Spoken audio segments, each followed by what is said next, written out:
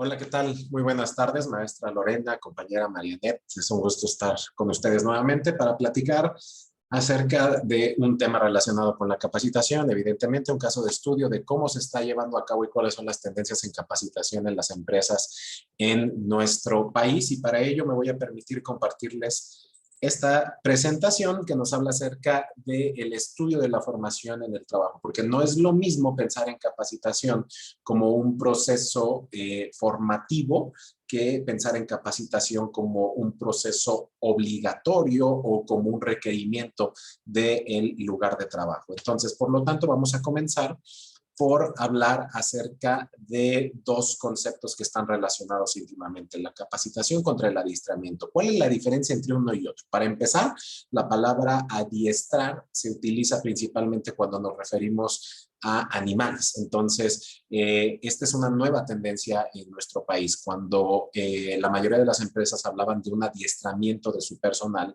cambiar por el concepto, por el término de capacitación, para que esto suene pues mucho más socialmente aceptable, ¿no? Y hay una gran diferencia. Adiestrar nos habla de enseñar a cómo hacer y capacitar nos habla de proponer las habilidades y las estrategias necesarias para hacerlo. Entonces es bien indispensable que las empresas cambien esta ideología de que están adiestrando a su personal y por el contrario que se hable de una capacitación del personal, además de que es un esquema integral, ¿no? Que incluye mucho más que el solo mostrar cómo se deben hacer las cosas, ¿sale? Bueno, de acuerdo a nuestro país, y esto es bien interesante que lo tomemos también en cuenta, el marco legal en México, en su artículo 2, nos habla de que la capacitación es una obligación para el centro de trabajo, ya que debe de ser vista como un medio de readaptación social. Es decir, si nosotros proporcionamos herramientas a las personas para que puedan desarrollar actividades, funciones dentro de un puesto de trabajo, estamos hablando de que se están adaptando a la sociedad. Es decir, que van a poder producir y participar dentro de las funciones de una sociedad. Además, esto es algo que tiene una reciprocidad. ¿Por qué? Porque resulta que no solo las empresas tienen la obligación de capacitar a su personal, sino que los empleados, los trabajadores, los colaboradores de una empresa tienen la obligación de capacitarse de acuerdo con el artículo 123 de la Constitución Política de nuestro país. Entonces, es decir, es una relación que yo debo exigir como colaborador de una empresa el ser capacitado y la empresa también tiene a su vez que dar las condiciones y propiciar la capacitación dentro de sus colaboradores. ¿Pero por qué es importante esto? Bueno, pues es importante si nosotros observamos algunas estadísticas. Esta gráfica presenta los principales problemas y beneficios en la tarea de capacitar. Y es que si hacemos una comparación entre años previos, los principales problemas en la tarea de capacitar contra los principales beneficios, dependiendo del rango de la jerarquía que tienen las personas dentro de una organización es cómo se percibe. Del lado izquierdo tenemos los problemas, del lado derecho tenemos los beneficios y en la parte inferior tenemos los diferentes esquemas o los diferentes rangos, jerarquías que tienen las personas y qué es lo que perciben. Entonces empezamos por un nivel obrero, un nivel gerencial, mandos medios y los altos mandos.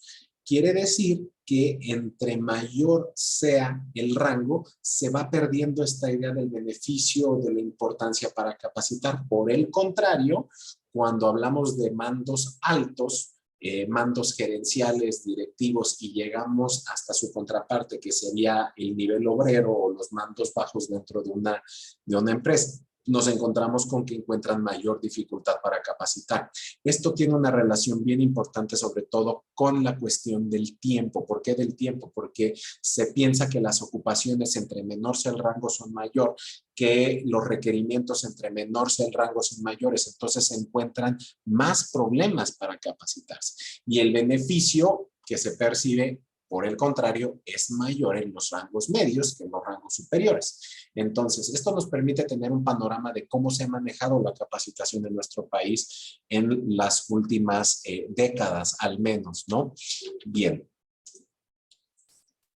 Existen diferentes formas de capacitar en México y hay muchas empresas que trabajan de manera diferente. Algunos ejemplos son los programas que tienen que ver con el e-learning. Hoy en día, y no solo a raíz de la pandemia, sino desde mucho antes, ya se marcaba una tendencia a este tipo de capacitación. ¿Cuáles son los beneficios del e-learning como un programa, una tendencia de capacitación de muchas empresas en nuestro país? Por ejemplo, voy a hablar de la empresa Continental. Es una empresa que es una empresa alemana que tiene una sede en el estado de Morelos, en la ciudad de Cuautla en específico, que se dedica a hacer cuestiones que tienen que ver con el ramo automotriz. Ellos en años anteriores estaban convencidos de que para que las personas se capacitaran, sobre todo los rangos medios y los rangos altos, tenían que viajar a las sedes de la empresa porque tenían que aprender de las personas que estaban desarrollando programas en Alemania, principalmente, que es la sede principal de la empresa. Sin embargo, a través del e-learning se dan cuenta que no es necesario que las personas se desplacen a Alemania.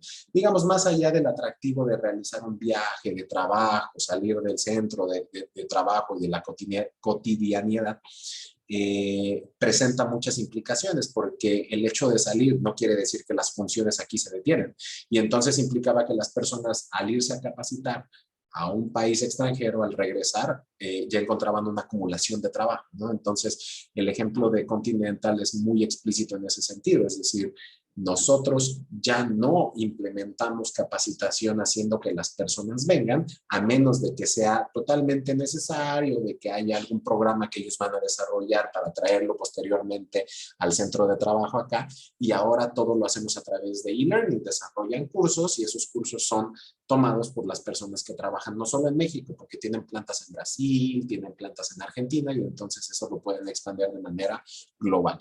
Otra tendencia es la capacitación como incentivo para atraer y retener a los colaboradores. Si bien no estoy muy de acuerdo en este sentido de que tengamos nosotros que incentivar por medio de la capacitación para que las personas se queden con nosotros en nuestro centro de trabajo, sí es bien cierto que esto funciona como un incentivo, y lo hablábamos en la ocasión anterior, esta cuestión, por ejemplo, del gaming, ¿no?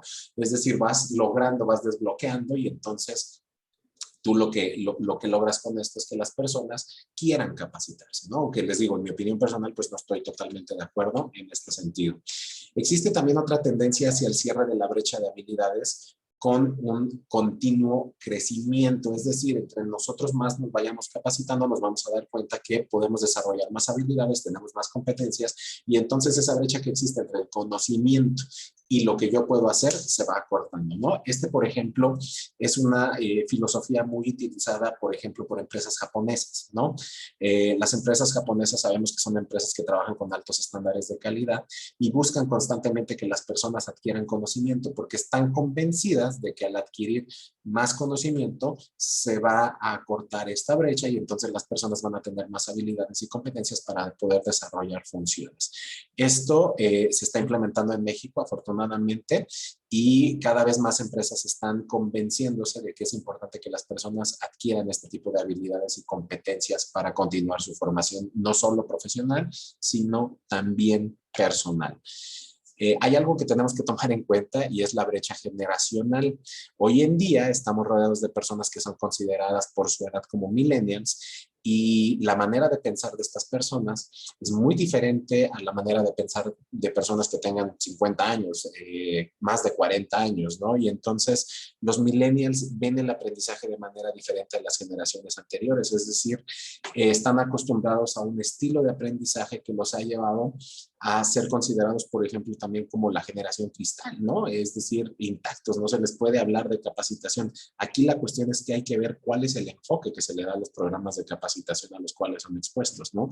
No quiere decir que sean una generación perdida, ¿no? Al contrario, yo creo que los millennials son personas que pueden aportar muchísimo a las organizaciones, y que incluso podríamos aprender de ellos en el momento en el cual consideremos cuál va a ser el programa o el plan de capacitación para la empresa. De la mano de esto, desarrollando tecnologías, ahora se habla de una cultura de capacitación que tiene que ver en cualquier hora y en cualquier lugar. Es decir, romper con este paradigma, con este esquema de que nos tenemos que capacitar únicamente en el centro de trabajo, en las horas de trabajo. Hay una tendencia cambiante en este sentido, es decir, capacítate en el momento que tú puedas, pero capacítate. Incluso voy a hablar de la Universidad Internacional, ¿no? Mi centro de trabajo en este sentido. Recientemente estuvimos recibiendo capacitación en relación a cuestiones sanitarias y del COVID, y entonces, utilizando plataformas virtuales, los cursos están en la plataforma y es decisión del colaborador en qué momento tiene que ver estos videos o puede ver estos videos, capacitarse, resolver cuestionarios, ¿no? Comprobar que hay una efectividad del programa de capacitación, simplemente que no es como el esquema tradicional de todos vengan a una sala de juntas, capacítense, o a un auditorio, capacítense y se acabó, ¿no? Entonces yo lo considero que es algo muy bueno y mucho más práctico. Y finalmente también la tendencia es a romper con este paradigma de las experiencias personalizadas. Pudiera resultar raro, hasta cierto punto contradictorio. Sin embargo, ¿cuál es la desventaja de estas experiencias personalizadas en cuanto a la capacitación? Bueno, implican muchísimos recursos para la empresa, implica muchísimo tiempo, y por el contrario, y no quiere decir que la capacitación esté siendo menos eficiente, menos atractiva, lo que se busca es programas que apliquen para la capacitación, ¿no? Voy a hablar aquí del ejemplo de una empresa relativamente nueva en nuestro país, en México, que es la empresa Xiaomi. Son teléfonos celulares que son fabricados en China. Sin embargo, ya se está desarrollando la primera planta de producción en nuestro país. Ahora, hablar de un mercado chino, hablar de un mercado mexicano, tiene pues muchísimas diferencias, ¿no?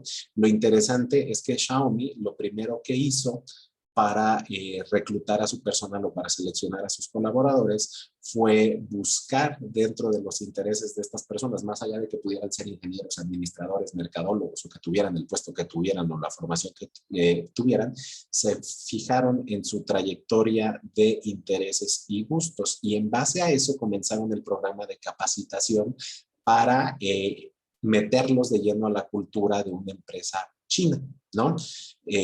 Obviamente en aspectos positivos y en aspectos que tienen que ver más allá de solo la producción, sino cuestiones culturales, cuestiones sociales, para que ellos sean a su vez embajadores de esta cultura, ¿no? Y entonces es un programa de capacitación muy atractivo que se está dando incluso antes de que se abra la planta ensambladora de estos productos en nuestro país.